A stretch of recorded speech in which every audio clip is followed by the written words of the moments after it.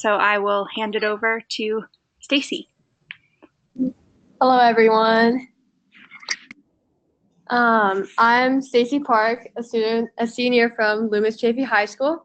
We are an independent boarding school in Connecticut, and recently we have just started this ESG fund group. So I will present to you about our values and what we hope to achieve in the future. Our fund group first started in the spring of 2018, but it started way back around 2012 when a group of students were very motivated after a speech about divestment of fossil fuels. So they have actually proposed this idea of divestment movement or ESG fund group to the board of trustees in our school. However, they weren't ready for it yet, so this kind of group didn't get initiated until this last spring of 2018 when we received $100,000 from an anonymous alumnus. So with that, we have just started this ESG fund group. So we are relatively new, and here is our current status. So currently we have around 20 members-ish, and from the 20 members, we have formed into 3 groups. Yale Dwight Hall SRI Fund, I'm sure most of you know about their group, but they have presented us about their group structure, and we kind of paralleled their structure. So we divided our group into 3 groups: the fund group, the shareholder advocacy group, and the community engagement group. And I'll tell more in detail after this slide. And right now we have 5 leaders. I am the leader of the community engagement, and Hasten is also leader of community engagement. We have Mark and Marl for the shareholder advocacy, the fund group, and Aiden Gills as the shareholder advocacy leader. Since we are a high school and a lot of us have not been exposed to much finance or economics, so our primary goal is to educate students, especially as we go through this process and just learn about this ESG SRI impact investment. So our mission is the Loomis Chaffee Environmental, Social, and Governance Investment Group exists to give Loomis Chaffee students the opportunity to practice responsible and ethical investing. The purpose of this investment policy statement is to establish guidelines for the fund's investment portfolio. The statement also includes objectives, allocation limits, and operation constraints. And for right now, we have not fully established our investment policy statement, but we hope to update that later in the upcoming monthly conference calls later. And our goal is, more specifically about finance, is to prevent losses. And second goal is to invest responsibly while supporting the ESG factors.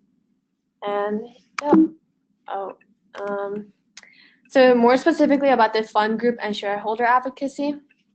The shareholder advocacy group has looked into companies that have especially large waterways. So we have focused on the environmental aspect of it. For example, they have looked at the Coca-Cola subcontractors who have proposed that they will limit the waterways and give out water to developing companies. However, they were exposed that they have actually been wasting more water. So there's this controversy. So we were hoping to make either divest or improve these conditions. And through looking at these companies, we hope to collaborate with other fund groups. So this is also our hope to connect with other fund groups. So we're engaging with this IEN conference call to gather resource and also collaborate with other fund groups. And for the actual fund/portfolio group, we have talked with the school board of trustees for investment. We have, it was Rachel Port and Michael Dublier, and they are in charge of our school endowment, and they work with the Cambridge Associates to allocate our endowments and invest in various companies. And our allocation limits, we have set it to be 70 to 80% mutual funds, and 20 to 30% will be used for shareholder activism. And something unique about our group is similar to Yale's Dwight Hall SRI Fund. We have a community engagement group in which we hope to work closer with the community and align the community's value with our ESG values. So we have currently looked at Windsor Sanitation, which we have looked into the company more detailedly, and their waste management wasn't the most environmentally friendly way. So we hope to propose a better waste management proposal for them. And we have also looked at the Windsor Chamber of Commerce, and they are in charge of the small entrepreneurial activities around our community. So, for example, if someone wants to open a restaurant, maybe we can propose them to not provide lids or straws until the customers ask, or we can also do the reusable bags in the local grocery stores. So this community engagement group has been working more to align the community value rather than looking into larger scale company. And future goals is to diversify investing in various mutual funds that already support our ESG values, and work on the investment policy statement and learn to manage portfolios, which is one of the big part of our group. We want to educate people on how to manage portfolio and the ESG values. And we also hope to connect with board of trustees and ask them for advice and also propose them how our actual school endowment should be invested. And lastly, we hope to spread the education of impact investing to other secondary schools.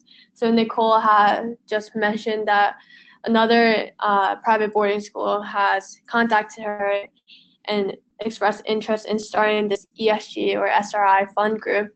So as one of the starters of these fund groups in high schools, we hope to connect, especially as a boarding school. We have like a boarding school league, so we hope to connect with the schools in the league and spread these education of impact investing. And that's a brief overlook of our fund group. Thank you. Okay, thank you. Well, thank you, Stacy. Does anyone have any questions about that presentation? I have a question. So you are thinking about investing in mutual funds, am I right? 60 to 70% mutual funds. Yep. Are you thinking about investing only in ESG mutual funds? Do you have any kind of sample that you looked at it? Yeah, let me quickly pull out the Google Doc. We were looking at ESG. So there are some mutual funds. We were looking at Vanguard. Yeah. We were also looking at Prime Cap Odyssey and Paranus and Brown Advisory. And a lot of the mutual funds, they have a ESG part or SRI where they invest with a ESG or SRI purpose. So we hope to diversify. We hope to invest in mutual funds that already support these factors to align values and the mutual funds. With your values. I think it's a great idea to invest in mutual funds because of the diversification. And then you don't need to do valuation of companies, as you said, for high school, this could be, for high school students, this would be a little bit too complicated going through their financial statements. So I think investing in mutual funds, even you can do ETFs. Right. So we hope around 5% to actually invest in it and educate ourselves on how to form these portfolios and invest in actual companies. But we will, for majority of our money that we have, $100,000, we will invest in mutual funds and the shareholder advocacy. And Cambridge Associates also might provide a great help to you guys. I know that they are also in ESG, investing, and then they're looking at all these options, and they actually hired just somebody from grant last year specifically to work on the ESG investments there. So they would be also a great source for you. Could you repeat the name again? Cambridge Associates. Oh, you mentioned that. Yeah. We So I was with that fund group. Yeah. We will look into that. And I can even give you a name from Cambridge Associates. A student, used to be the Archway student, and he was heading the ESG committee at Archway, our student managed fund. So he was hired last year, and then he can even come most probably, talk to you and talk about a ESG investment. That'd be great. What was his name again? So I will forward his name to you with his LinkedIn page, and then I will even introduce you through LinkedIn. And then his name is Scott, but he would be. I'll do the introduction, and then you can go from there. Because Cambridge Associates just recently contacted me to talk to one of the universities about the student managed fund. So they are all aware of this movement, and they are very helpful. Right. We had a representative, Cambridge Associate, also we had a lunch with the board of trustees. Oh, good. And there was the representative from there, and she was informing us about these various impact investment, including the ESG and SRI funds. Yeah. The one difficulty you might have, you are thinking about ESG and also impact. Mm-hmm. They are in a way, separate things. ESG integration can be, done, with the mutual funds. But when it comes to the impact investment, it is very hard to find publicly traded funds, impact funds, for example. Mm-hmm. It is more on the private market, so you might have little difficulty there. So you might want to take it step by step. Maybe your impact first, learn about that, and then develop your IPA statement, and then include the second one, and then kind of learn about the second one. How you can do the impact investment. Then add your IPS, the rules about the impact investment. Yeah, that's great advice. Thank you for that. I have a question about the student involvement. It seems that you guys have an impressive amount of people on board with this, especially students, and I can only imagine how much harder it is for high school students versus higher education students. So I'm just wondering, you said it was from this lecture that this whole movement got started, or was there more campaigning in your school? Yeah, so it was the lecture that started was long time ago. It was around 2012 when the fossil divestment movement was very active. But after we received this anonymous donation of $100,000, our faculty advisor, Mr. McCandless, has posted in our daily bulletin page, and people were actually very interested. So we actually started with around 30-ish people, but this year it has decreased to 20 people.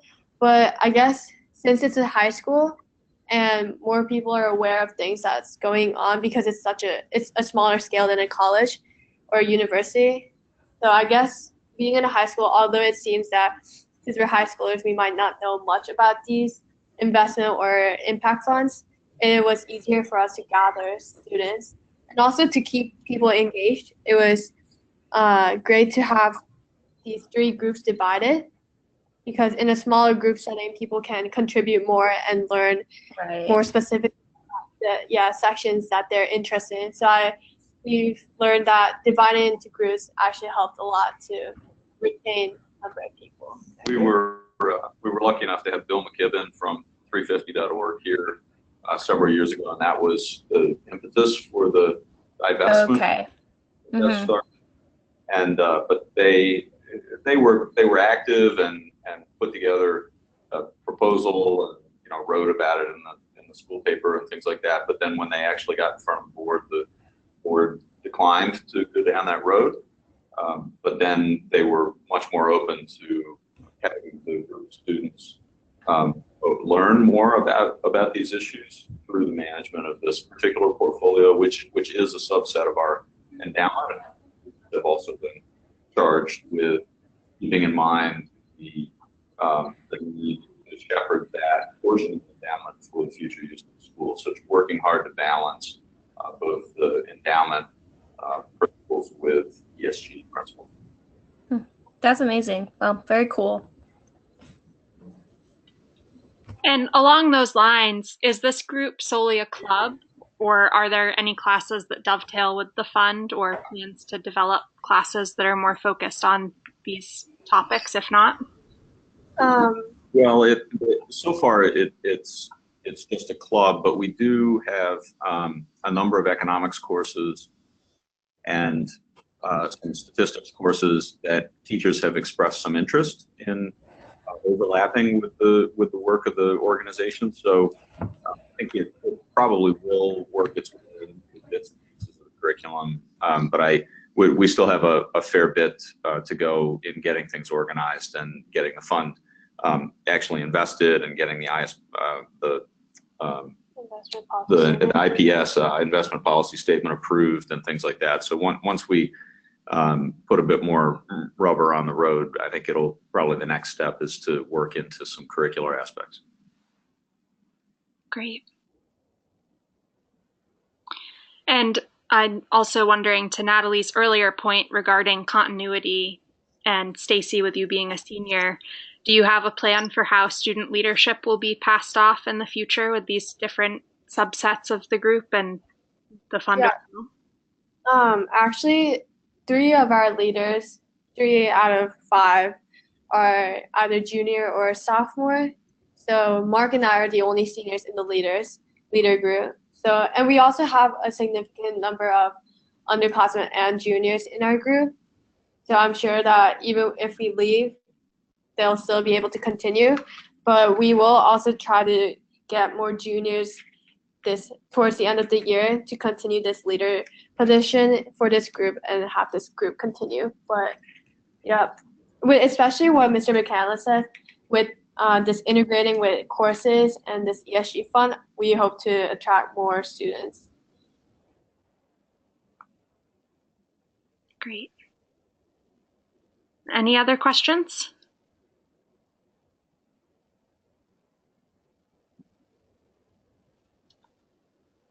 Okay, well, I have one last question that you may or may not have an answer to, but as you move forward, are there any specific things that you can identify that this group can help you with? We would like to find more collaboration with other student fund groups, especially because we are a high school student. We would like a bit of guidance and collaboration with college funds. So this group would set us up well for more connections. So if anyone is interested in working with us, especially with the Shareholder Advocacy group, please contact us and we'll be open to any kind of collaborations for the future. I would ask, I'd love to see how some of your institutions have organized and set up everything from sort of just the mechanics of how the fund is managed, who does what the vetting process is, if there's an approval process for board members or leaders in the institution, faculty and administration. I'd love to see that. And then when we had the students in from Yale last spring, it generated a lot of interest. And if you had student leaders who might be interested in connecting through Skype or something like that with our group and maybe talking to our students about how your students go through the process of evaluating a particular company or a mutual fund, kind of walk them through step by step. I think they'd love to see that. In general, I've been a teacher for a fairly long time, but it always excites our college students who are much closer in age to them to talk about these issues and what they're doing. And since so many of our kids are just a few months or a year away from college themselves. Yeah. That's a great idea, and I'll be more than happy to help you guys. Even I can send some of my students' presentations on stock selection, and then how they choose a stock, how they, kind of go through these steps to include in the fund, and then how we look at the ESG integration. Also, it's because there are different ways of doing ESG integration, like best in class, or specific areas that we look at the ESG. We have some, ESG reports from MSCI and Sustainalytics that we subscribe. So how we use those reports, I can actually help you on that if you want. Yeah, that'd be great, especially for like the portfolio management part. And Yeah. I can quickly create a slide with my email on it. I'll just put it on the screen. Yeah. So if anyone can provide us with resource, you can always send it to this email. Okay. And also this email. So I am teaching portfolio management class. It's a senior level class for the Archer Investment Fund, ESG Integrated Fund. Huh? So my students, I have every semester around 25 students, and then they invest. So we have $1.3 million invested in equities and ETFs. So not mutual funds, yeah, but ETFs and stocks. So we have an ESG integrated fund. That'd be great. I've taught economics for a while, but not taught this kind of specific investment work, and so I'd love to see what you have. Would be anything you give me, I'd eat up. Thank you. Yeah, it's a challenge. Let me tell you that, because it's real money and it's the managing the portfolio. Continue to, students for me is an issue because every 3 months I get new students, or 4 months, and then during the summer, you might face the same issue. Who's going to manage the fund? How are we gonna make sure it doesn't lose value? Do we submit stop loss orders? Do we buy options? So all of those things are going to be, kind of, you need to decide all of those during this process.